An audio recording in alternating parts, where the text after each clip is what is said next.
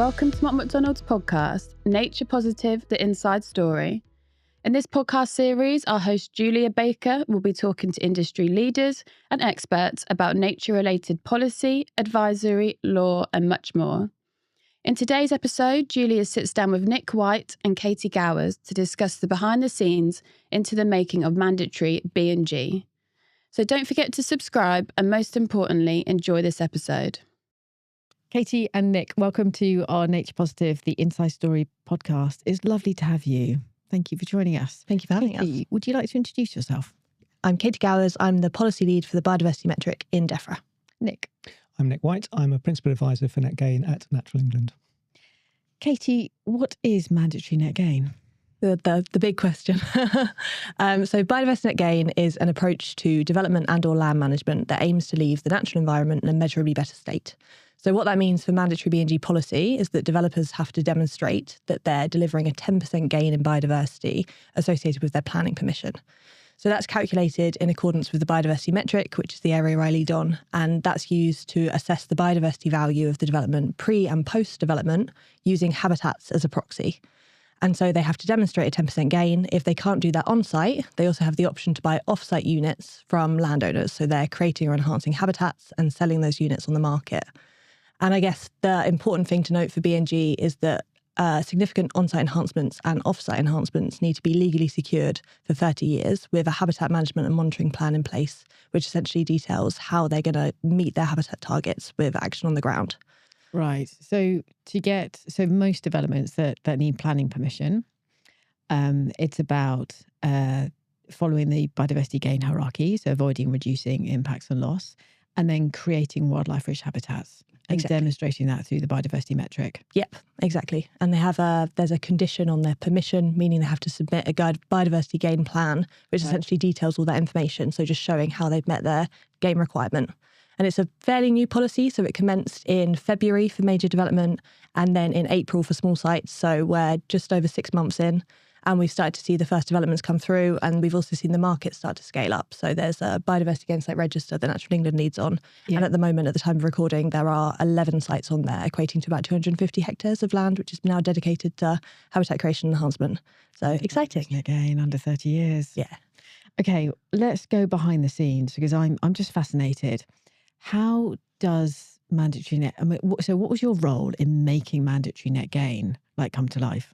Sure. So I was a senior policy advisor in 2022 and then moved to be a policy lead in 2023. Right. So I will start, if it's okay, just talk us through sort of all of the actions from 2021 through to commencement. Yeah. If that's a good place to start. So first big thing was the Environment Bill, which achieved royal assent and became the Environment Act back in November 21. Right. And this is the primary legislation for B&G. So that essentially sets out the bones of the policy and it provides legal powers for us to create secondary legislation, which is all the regulations for B&G. So that was back in November 21, and we set a 2-year timetable to try and start the commencement for B&G, which was quite ambitious. And then in that time, we had a policy consultation. So that's essentially seeking stakeholder feedback on the direction of the policy. And then we produce a response to that, sort of giving some certainty into the direction of the policy. Then we had to draft all the secondary legislation. So that's documents called statutory instruments. And we had 6 of them for B&G, shared between Defra and the department responsible for planning. So that's MHCLG. Right. Recently changed their name, so don't ask me what it stands for. So we had 6 statutory instruments, and then we had to produce all of the guidance to support them. Because the statutory instruments, they set out the day-to-day operation of the policy and the regulations, but the guidance is kind of what people will actually refer to learn about the policy. Like the user guidance. Yeah, exactly, yeah. And then we had to develop 2 digital systems to support mandatory B&G as well, which Natural England led on, so the register and the credit sales system. And they had to be developed in tandem with the regulations, so there was quite a lot of making sure that it was all aligned. And same with the rest of the SIs. They all obviously have to work together to build the policy as a whole. There was a lot of stakeholder engagement in the run-up to mandatory B&G, and we also had all of the metric-related work. So there were previous iterations of the metric for voluntary B&G, and we had to make them statutory. So that involved a metric consultation and response, and then updating the metric tool and laying the metric in Parliament, which is what I was responsible for commencement. So when you said it takes 2 years, I did think, really? then you've just talked about everything that you've just done. Yeah, there was a lot. And I think, we'll come to day one, but we certainly didn't anticipate, back in the day, Nick, it was just the metric. Yeah. And suddenly we've got this incredible, like legislation and all those things. But so you talked about laying the metric in front of Parliament. What does that mean and what did you do? So essentially, when you lay something in Parliament, you couldn't just take the spreadsheet and present it to them. It has to be in very specific formats. Right. So this is something called an ACT paper, which is just, it's, how many pages is it? 80 pages, I think, for the metric of like all of the formula, the tables, all of the key information and rules, essentially everything that you would need to calculate biodiversity value just to show how we are doing it. And you put that in a paper? Yeah, put that in a paper, presented it to Parliament. There's obviously an awful lot of admin that goes alongside that, but that's the main thing, is sending that paper in so that they can lay it before Parliament.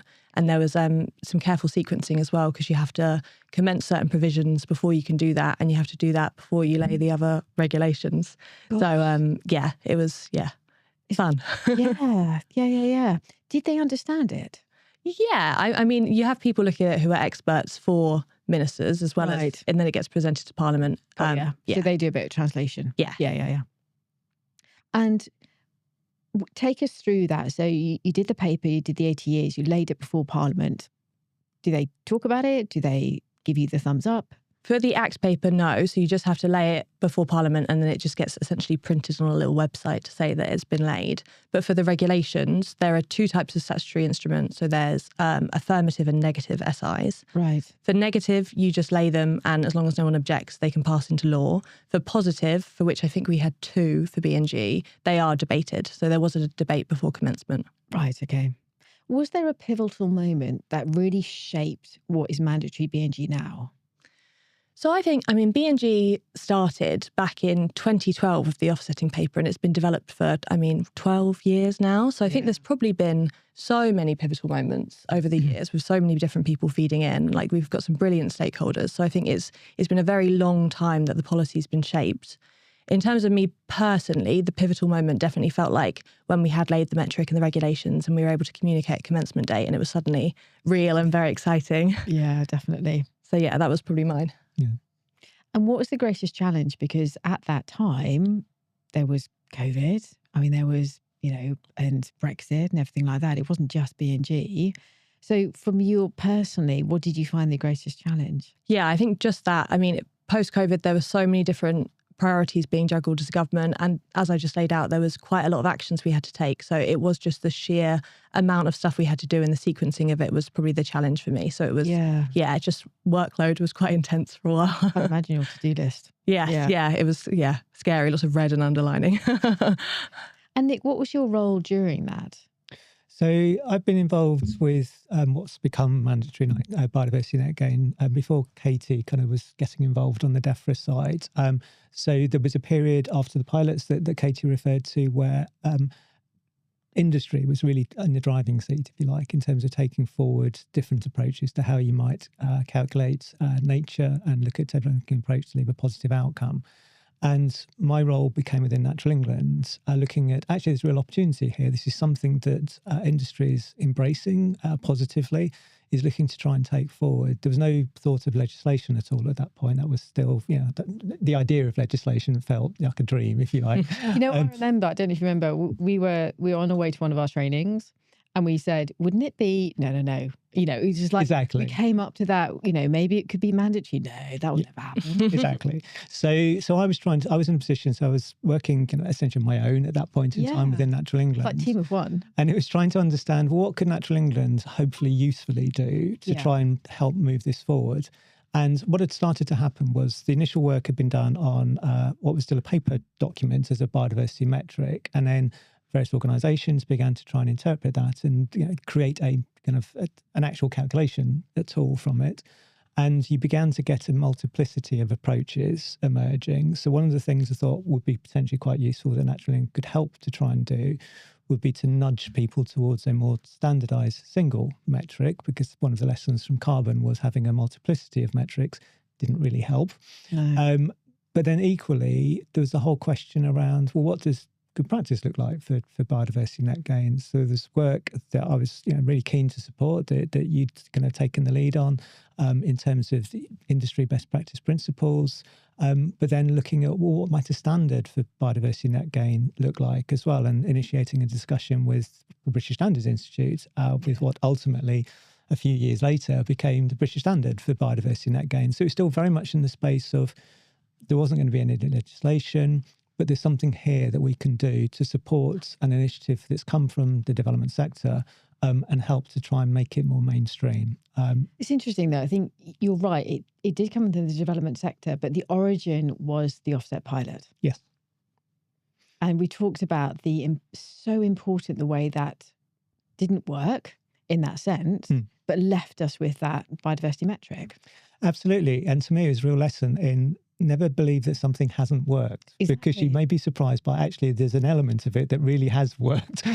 We needed that step. Exactly. And I think what was really unique about it was, from talking to people in the sector, for many years they'd had an ability to measure their impact on the amount of water they were using, the nature of people they were employing, their carbon, but nothing on nature. They could identify possibly, if they were going to intact in a protected site, a protected species, but that was it. And so having a tool that enabled within a business a conversation to be had about nature, and also enabled that organisation to talk externally about nature and trying to avoid things and trying to do positive things, I think proved immeasurably powerful. And it's led to what's ultimately, it's underpinning now the kind of mandatory net gain approach, but also I think has led to a real change in terms of where nature sits within development as well. Yeah, absolutely. And it was so transformable when version 2 came out, so we were all like using calculators and everything like that. And then version 2 came out. And the fact that it was produced by Natural England was, okay, this is a thing now. And it was really interesting the way that it's the right starting point, for industry to like you say, take the lead. But then you get the inconsistency, then you get the what does good look like, all those questions. And it was like I don't think we talked about it, but it was like this lovely relay race. We were like, you know what, we're just going to take the metric. Right, industry, come on, here you go, here's version 2. What do you think? Absolutely. And people who are familiar with biodiversity net gain in England might wonder, well, why on earth is this metric based in Excel? Well, at the time, there was one other person working on it. So we had a limit in terms of resource and ability to do things. But shout out to my colleague Steve.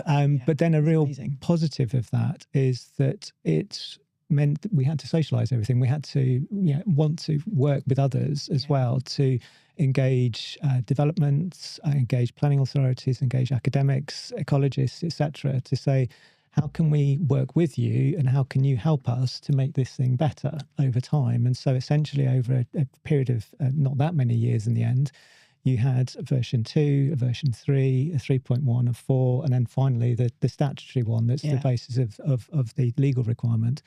But all of that has been shaped and informed and influenced by a load of individuals out there, the unsung heroes, if you like, of net gain, who've been developing, testing, feeding back. And that's been so helpful. It's one of these things that it was so important, and I have to say, just so collaborative. I mean, the way that, and Defra as well, Natural England really reached out.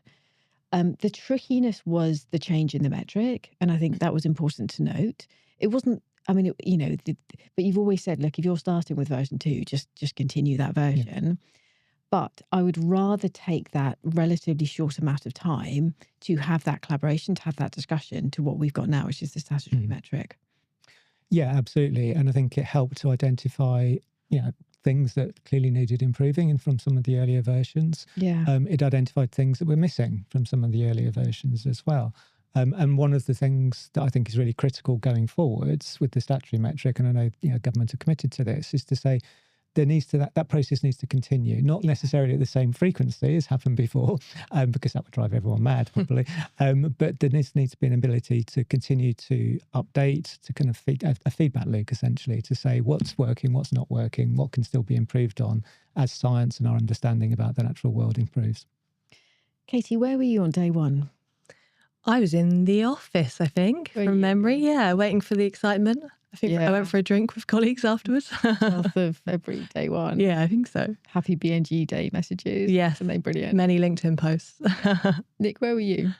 For the February date, I was at work. For the April, so when it came in for smaller developments, so it started with major developments in February. And then when it hit the majority, I'd fled the country. I was at the other side of the world in the southern half of Chile on holiday. What was day one like for you, Nick? Because I felt that we were, and I mean, Katie as well, I want to come to you. It was like the day one, and then it became, we're getting closer. And then it was day one. And there's been so much reflection from industry, and we've talked about it a lot, but we've never heard from you in terms of you were working to that point, and we're going to, whether your role has changed or not. What was that like for you, that moment, and how's it been over the last 6 months? It was slightly unusual in a sense, in that you've touched on some things earlier on. So there was a lot that's happened in the intervening period. We've had political changes. There was COVID, a pandemic, the collapse of a bill in Parliament and its return to Parliament, what felt at times like a bit of a revolving door of ministers. And part of me always felt, will this actually happen? Because although, you retain or try to stay very confident publicly about, yes, this is going to happen, and no reason for that to doubt that, there's a nagging part of your brain that's sort of thinking, but what if it doesn't? But part of me also was reassured by then that because people were expecting it, and because of, I think, some of the groundwork that had been laid, that even if my worst fears, if you like, had been realised, and for some reason something happened and the legislation never came to be implemented, I think we'd still get to the same place, possibly over a longer time frame. Right. But I think people would still be recognising the value of having a capacity to understand and measure nature, recognising what it can do for the natural environment, but also what it can do for us as people and communities. And delivering that through local plan policies or delivering it through kind of voluntary initiatives, etc., it would have been different, and it wouldn't have been as standard as that's the great thing about having legislation. You can basically tell people you have to do it in a particular way. So it wouldn't necessarily have looked like that. But I do think a head of steam had been built up, which would mean that there was a positive legacy anyway that would go forward. That momentum, definitely. Nick, there's a lot of people, and brilliantly, in other countries around the world, watching England and watching England's mandatory net gain. What would be your lessons learned in terms of, okay, that didn't quite work? And then what would be your lessons learned in terms of that was a really good thing to do if they're thinking about their own policy? So these are policies about how can development enhance nature? Yeah. So you talked earlier about the kind of level of socialisation that took place, the role of kind of industry and others in collaborating. I think that's true, but I think there were areas where perhaps that happened to a less extent than ideally might have been the case. Right. So the metric incorporates, so as an example, the metric incorporates kind of intertidal habitats because planning policy and the legislation incorporates that area.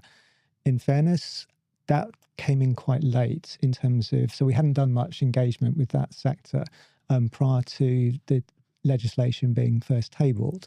And had, with the benefit of hindsight, I think we could have done more to kind of prepare that sector for something that was coming and engage with them, because I think they felt to a degree that they hadn't had the level of engagement that other sectors potentially had. And the trickiness about, and it's quite a dynamic environment as well. So it's trying to understand that. I mean, the beauty for me is that how much I've learned about different things over this whole journey as well, things I never knew anything about personally. I think there's also just a recognition that it's a political exercise as well. So people understandably get very concerned about the nature outcomes, and they're absolutely right to be. They need to be front and centre. But this is also about a political exercise to a degree as well. It's linked to planning policy, it's linked to legislation. So I think being able to, and alive to, how do you engage and talk about the kind of human aspect of all of this as well. And I think actually we did that, and I think that's been a positive from practice. had we had the resource to start with, I've already mentioned this, but we wouldn't have had an Excel-based metric. I think as Excel spreadsheets go, it's a very beautiful one. It's possibly the best Excel spreadsheet in the world, I would argue. Think it's beautiful. I really do. Yeah, no, I'm with you on that one. But you wouldn't necessarily start from there if you're starting from scratch and had the resource to do something slightly differently. Plus side of this is, as you said, it's gone global. Excel is a global thing. And so people around the world have found it relatively straightforward to adapt to their own local circumstances. Yeah, there's metrics, which is, I think, part of them being based on England's biodiversity metric being announced at the next COP. Yes. So there's a whole range of nature metrics. So and that is, there's certainly a legacy piece there. Yeah, definitely. And it's fascinating to see.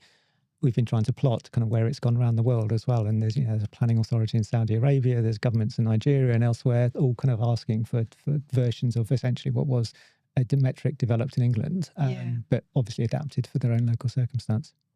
Casey, what would be your lessons learned for other countries, in terms of that law-making side of things? Yeah, so I think in terms of something that was positive, what we touched on earlier, and having a metric that's been in place for such a long time and like a policy which was already being established as voluntary is so helpful, because you've just then got consensus on something that's working. And when you are trying to get something across and get it agreed, it's so helpful to be able to point to stuff on the ground and say, well, it's already working, basically. Right. Or at least, being developed. On the way. Yeah, exactly. Like really iterative policy making basically is super helpful. So start grassroots, start industry, and build on that. Exactly. And then in terms of something I would change, I agree on the spreadsheet. I think, we can probably move that slightly into this century in the future, although I completely understand why we had to have a spreadsheet at the time. And then for the policy, I think just, give yourself lots of time to get everything done, because there's a lot.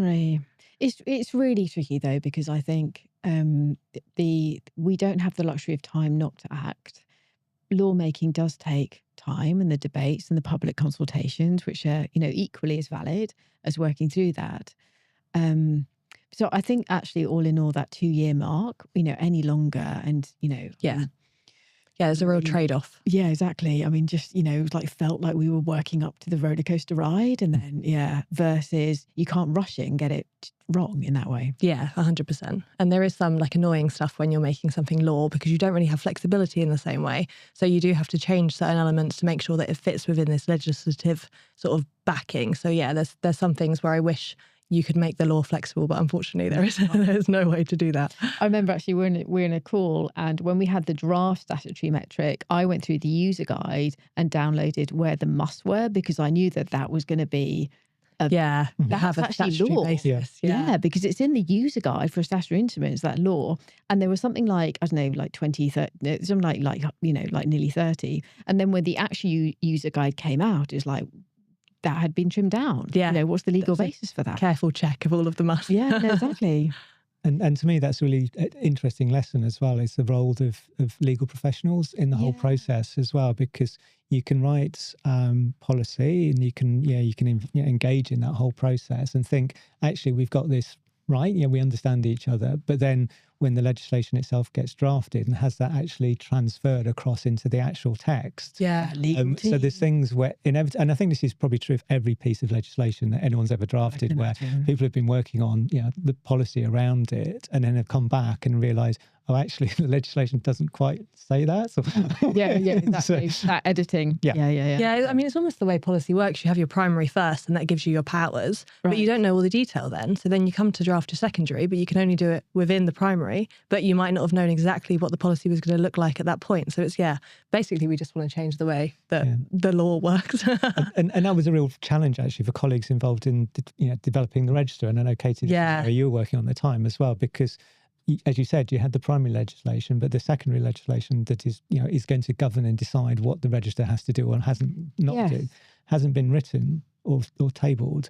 But from a technical perspective, you need to build something as well. You need to start building this digital register. And it's a difficult process, because advice to anyone doing any type of, especially I think digital project, is try not to have to keep changing it too often as well, because but inevitably you do, because you haven't got the legislation there, and you don't quite know. You can make assumptions when you think it's going to be like this, but you can't give someone a guarantee it is. I know what was really interesting about the register, because we had versions of the metric, and brilliantly Natural England held webinars on what the register would look like, but you couldn't put it up there until it was actually law. Yeah. So even that was like, well, I think it says this or does that, but I don't know until it's actually law, until it's there. Yeah.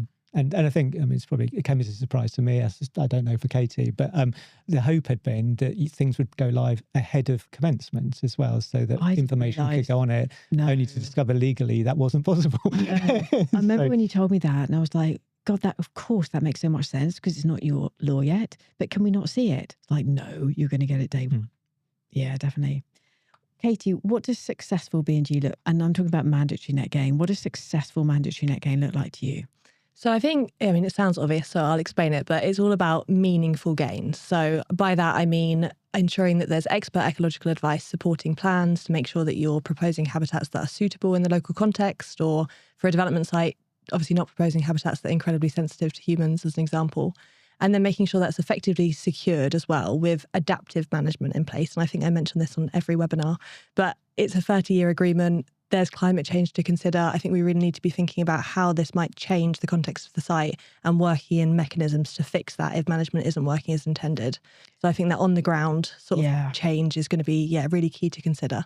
And I don't think you can say that, too many times. It is that adaptive, because we have the metric, you have the endpoint, but making sure that adaptive management is in place. Yeah, that you're going to be able to get to that place. So it's all about being feasible and making sure that you are proposing something that you can reach is going to be really key.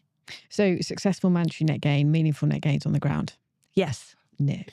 I would echo completely what Katie's just said, but I think also there's a whole paradigm shift involved in terms of what we think about development, what we expect to get from development as a process as well. So more the cultural shift. Exactly. So I think it really is, and you're seeing this already now with big developments. I think it's still cascading through, if you like, when you get down to some of the kind of smaller organisations. But that whole change of approach where, generalising now, but in the past, nature really was an afterthought in too many development situations.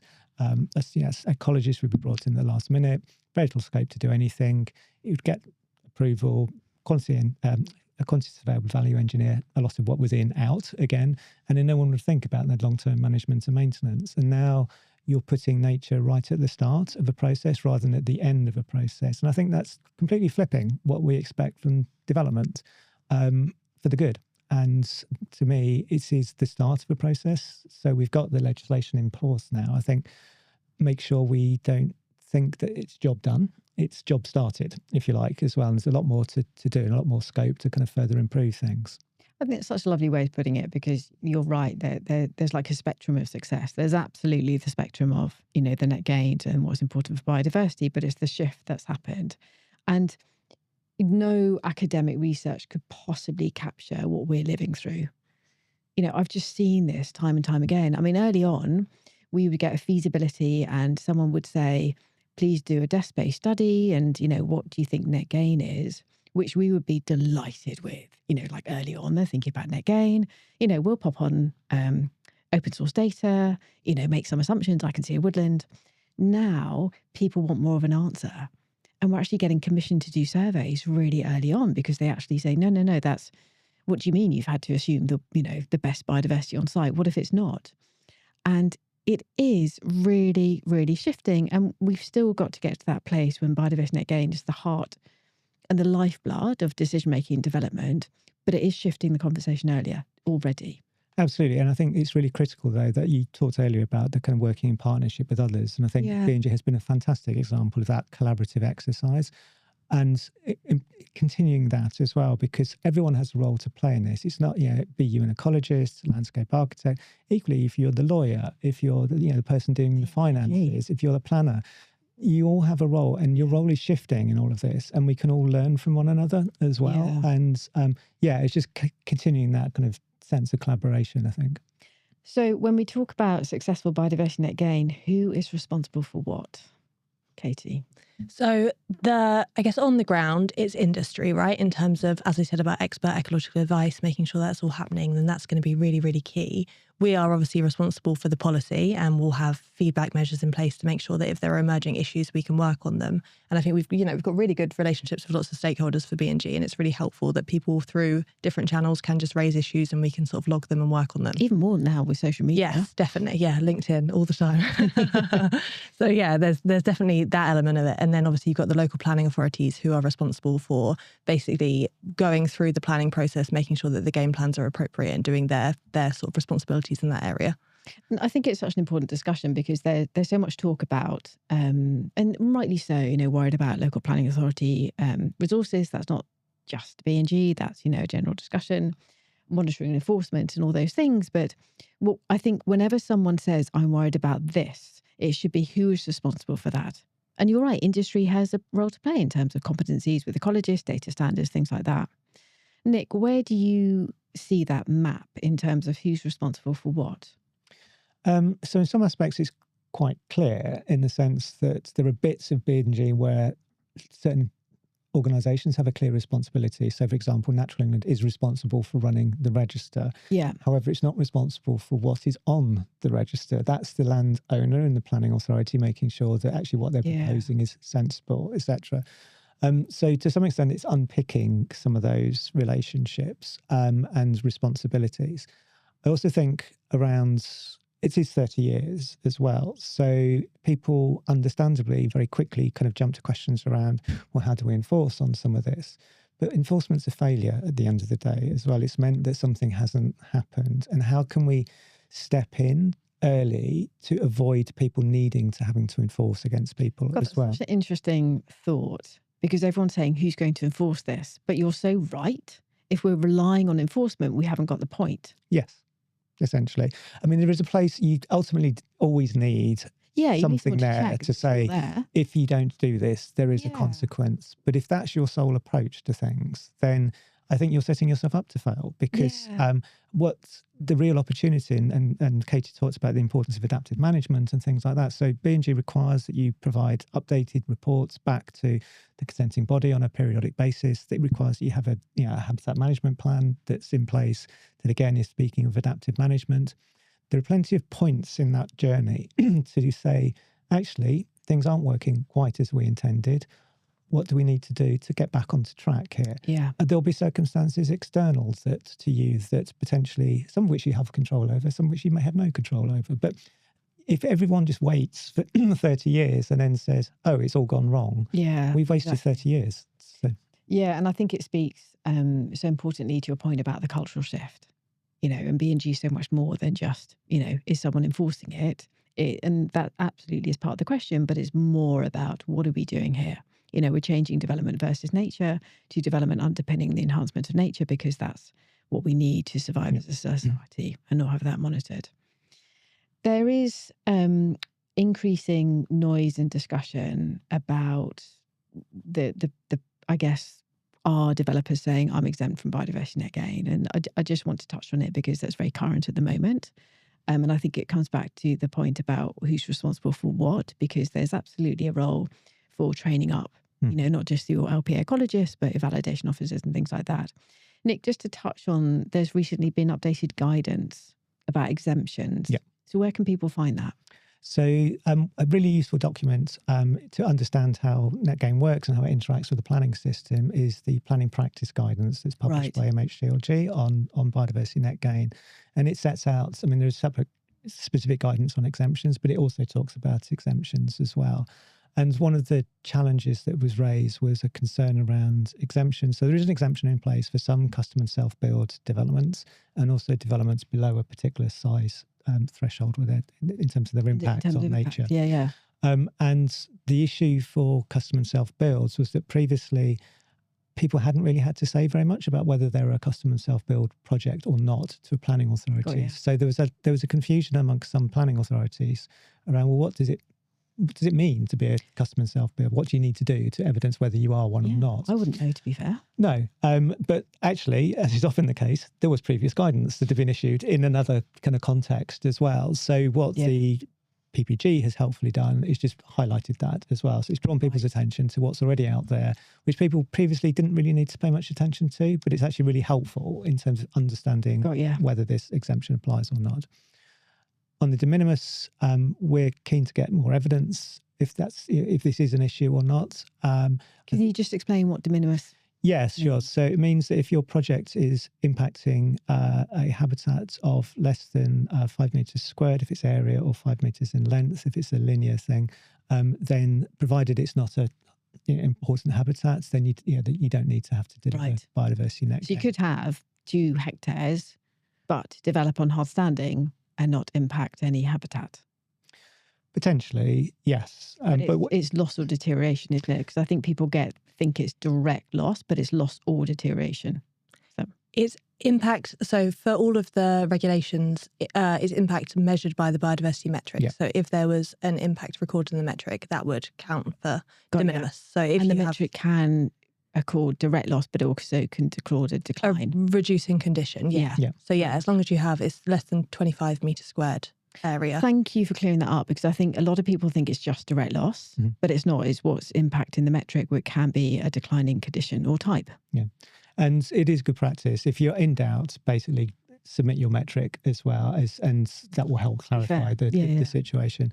And it's there for good reasons, in the sense of it will be challenging to ask people who need planning permission to put up a new sign to then say, well, you also have to deliver biodiversity net gain on this sign, and they're trying to look for a fraction of a unit from the point, whatever. Yeah. I'm not even sure if the metric could measure that. But there is a reason as to why it's there. There is a concern out there as to whether people are using this as a route to avoid biodiversity net gain. I think there's a need for more evidence as to whether that's the case or not.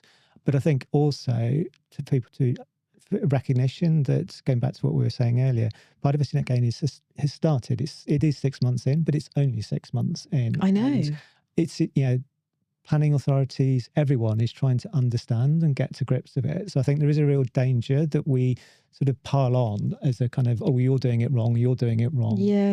And we need to, ultimately, if people are deliberately manipulating a situation, then that clearly is wrong. But also people may be making best endeavours, best efforts, just generally not fully understanding yet how the system works. So I think there is a need for ensuring that information continues to be shared, best practice continues to be shared, and a kind of collective endeavour to better understand and then better apply the approach. You're right, actually. And I think, we just talked about social media and if people are raising this worry, that's really important to do so, but it's probably they thought it might be direct loss or, whatever that might be. So there is that sense checking before we suddenly rush to do those kind of things. So that's mandatory net gain for the Town and Country Planning Act. Way back when there was talk about mandatory net gain for NSIPs, and I certainly work on nationally significant infrastructure projects, NSIPs. They follow the development consent order route. We have been planning for net gain for so long, and many NSIPs on a voluntary basis commit to biodiversity net gain. And Nick, it comes to your point, it's now becoming the social norm, in that kind of way. But it's a really interesting one, because mandatory net gain does help, because in every single NSIP, you're like, well, is it part of the DCO? Does it sit outside? Do we do 10%? Do we do 20%? What do we do with spatially? Where do we locate B&G when, we've got a long linear scheme that's going through 10 local planning authorities? Katie, it's gone a bit quiet. What is the latest on mandatory net gain for NSIPs? Yeah, so we are still very much exploring how to bring NSIPs into B&G. So government is fully committed to making sure that infrastructure works hand in hand with environmental improvements. And there will be an update soon. So just, watch. We've just got a new government. So. Yeah. And I think that's an important point to note, because, even all that hard work, you do then have to recognise you just had new government come in, and then it was summer holidays and things like that. Yes, recess as well, is during the summer holidays. So it takes a while to get stuff through, but we'll get there. Yeah, definitely. Okay, so it is being talked about, it's in track. Nick, where's Natural England with mandatory net gain for NSIPs? So we're really confident that it's going to happen. As you said, it's in the legislation, but the timetable was always for it to come in later. And in fairness, actually, to a lot of NSIP schemes, they were often the early movers on biodiversity net gain as well. They were the ones applying the approach. We've done a lot of work just looking at what are NSIPs currently doing, and it's pretty much impossible now to find a promoter that's not offering some form of biodiversity net gain. I think where the legislation, when it comes in, will be really helpful is that people are in a space where they can sort of choose if it's a bit tricky or difficult. We just don't have to do that, so we won't do it. Well, that aspect of it, we'll do the rest of it, but we just won't. That'd be a bit awkward. And we just don't know what good looks like. No, exactly. So I think some they're sort of following exactly what TCPA says and mapping that, but others it's a bit variable. So I think once we have the legislation, that will be really helpful just to put everything on a level playing field. Yeah, I mean, even what's the red line boundary Yes. as an MSIF and things like that. Yeah, definitely. Is biodiversity net gain the answer? You know, we're losing nature and people put their hopes and dreams on biodiversity net gain. Nick, where do you stand with biodiversity net gain and how it can help nature recovery? Biodiversity net gain is super helpful as a policy. It's really good at helping achieve some of the Lawtonian principles of bigger, better, more joined, but it's not a silver bullet. And we need to recognise this as well. If people place all their hopes on biodiversity net gain as, right, this is the mechanism that will solve the nature crisis, we have a problem. Luckily, people don't think that, in government certainly anyway, and there are other mechanisms being used as well to try and address. So I think reframing what we expect development to do is brilliant. It will make positive contributions in terms of nature, but it doesn't, don't lose sight of the fact that we need other mechanisms and other schemes to actually deliver what nature needs. And I think that's a lovely framing because it's certainly the step towards the wider nature positive agenda. You know, nature positive I love the way that it's framed as a global goal, all part of the global community. You know, we all have a seat at the table. Some elements of our industry are not building, so they can't do biodiversity net gain, but they can all contribute to nature positive. I mean, BNG is a great example of putting nature at sort of the heart of decision making, and stuff like that is really helpful, and essentially giving nature a seat at the table, making sure we're not treating it like a free and endless resource, and just really putting stock in how important it is. And I think recently there's been quite a lot of good comms around how actually nature's not just number of trees or species. That's obviously, it's got its inherent value, but 55% of GDP globally is also dependent on nature. So I think part of it is just considering that this is very, very important and work on those integrated solutions to try and solve it. So just a small ask. Exactly. Nick? Again, agree with what Katie said, but also the collaborative aspect as well. So if we leave solution to the global nature crisis to environmental NGOs and the conservation sector, we have a problem. This is a challenge for everyone, but there's real opportunities to work collaboratively across land management, across the development sector, community groups and others as well to try and address this. And I think it will only work done like that as well. If we leave it just to one section of society or one group, we won't be able to solve it. So is there anything important that we've not yet talked about? I think the importance of not stopping. So thinking about this as a continuous endeavour, if you like. I'm trying to think what else we haven't talked about. Yeah, that's going to be really important. Just keep going. Do bring issues if you have them. Like, as we've said, it's been very collaborative, and don't feel like you can't raise problems if there are some, because I think we need to continue working to make sure the BNG is working as intended. And I think it's always important to highlight the complete importance of this. I mean, the state of nature in the UK is frankly quite terrifying. I mean, so I think it's just, if we haven't highlighted already, it's really important that we... Oh, and watch out for technology. And I don't mean that in a nasty sense. No. I just mean in terms of actually... It's becoming increasingly remarkable what technology is able to do in terms of acting as a tool for ecologists and others to help kind of speed up processes, to help undertake indicative assessments around habitats and things like that as well. So I think there is a real opportunity. We're in a world where we've become so data rich. Yeah. The kind of power of using that data is increasing exponentially all the time as well. So being able to tap into that and harness that for good, I think is a real opportunity going forward. Yeah, definitely. It feels like, we talk so much, like this is nature's moment, and there's things that I get really excited about, but I'm also worried that we're going to miss it. We're just not going to get there. Katie, when it comes to nature and where we are now, what is your greatest fear about missing the mark? Yeah, I mean, I think it's exactly that we don't realise that it's not working as intended until it's too late. It's always, a massive issue.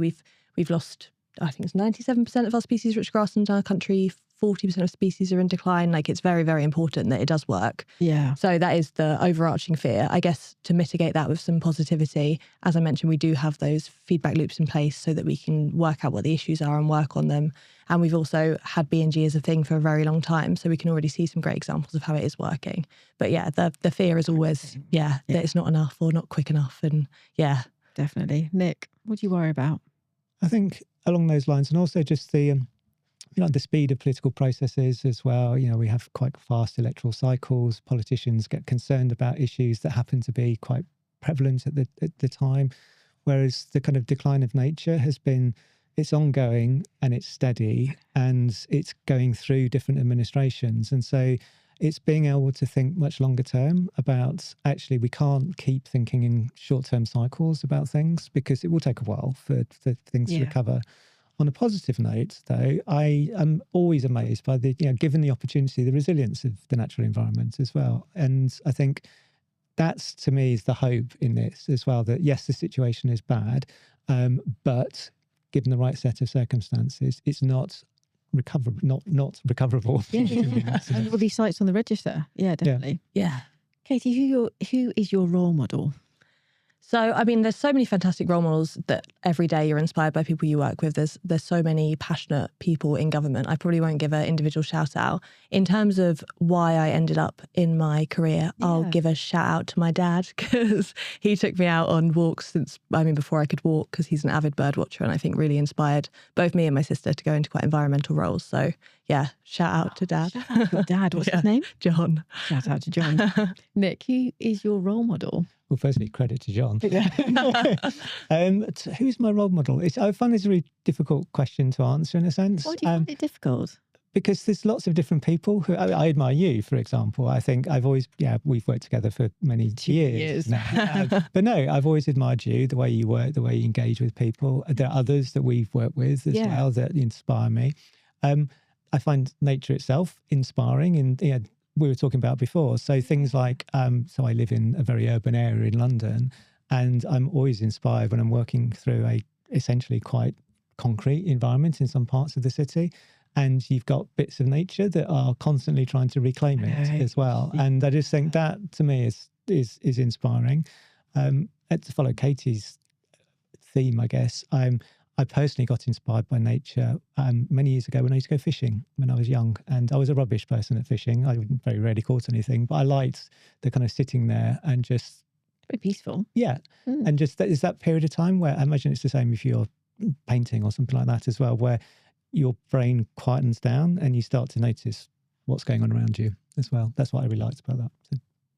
And final question, if there's someone starting off in their career in our industry and they're like, I just want to do nature, they want to be part of the team, the gang, get on the mission for nature, it is really tricky to know what to do in your career and where to start. Katie, what's your advice?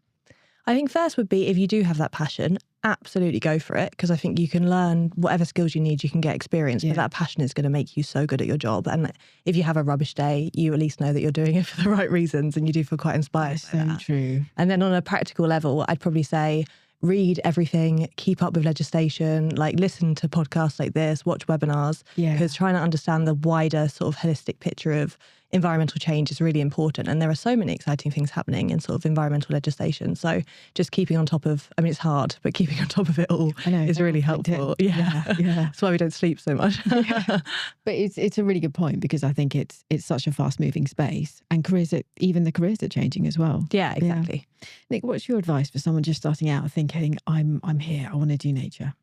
So my advice would be, whatever your role is, whatever your profession is, don't feel you can't do something that's connected to nature. So I have no background in the natural environment at all.